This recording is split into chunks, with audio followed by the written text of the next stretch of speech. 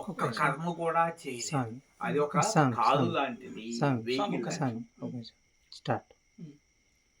దేహము ఒక్క కర్మ కూడా చేయలేదు.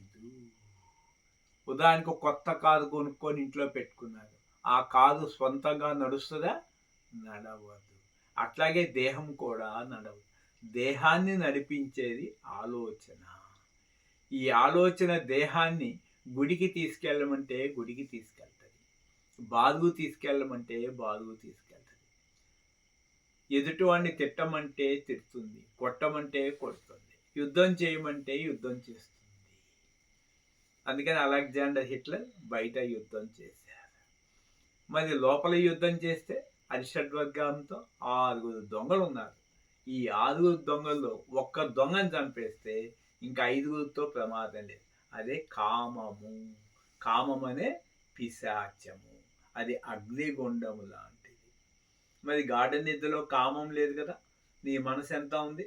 చల్లగా ఉంది, హిమాలయ పర్వతంలాగా. హిమాలయ పర్వతానికి వెళ్తావా? మానస సరోవర్ వెళ్తారా? ఏ తీర్థయాత్రలకు వెళ్తారు చెప్పండి? ఏ పూజ చేస్తారు? ఏ జపం చేస్తారు? ఏ ధ్యానం చేస్తారు చెప్పండి?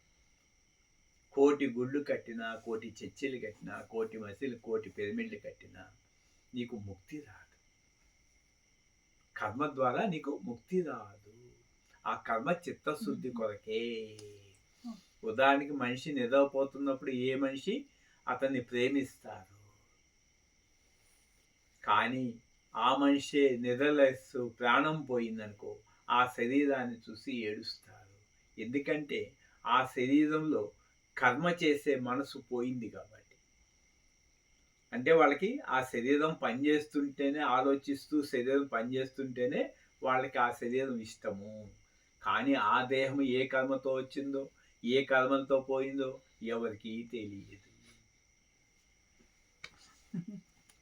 అందుకని నీ ఎందుకు ప్రేమిస్తావంటే నీ అవసరం కోసం ప్రేమిస్తున్నావు. ఒకళ్ళొకళ్ళు అవసరపు ప్రేమలే కానీ నిజమైన ప్రేమలు కావు. ఆత్మ ప్రేమ నిజమైనది. ఇక్కడున్న ఆత్మ, అక్కడున్న ఆత్మ ఒకటే కాబట్టి మన ఇద్దరం ప్రేమించుకుంటున్నాము. ఇది కరెక్ట్. అదే శాశ్వతం, అదే సత్యం. సత్యం. తెలిసినా తెలియకపోయినా అదే.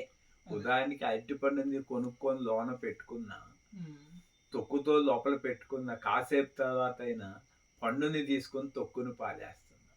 మరి అది అక్కడ వివేకం ఉంది. మానవుడు తొక్కు లాంటి దేహాన్ని నేను అనుకుంటున్నాడు, పండు లాంటి ఆత్మని మర్చిపోయాడు.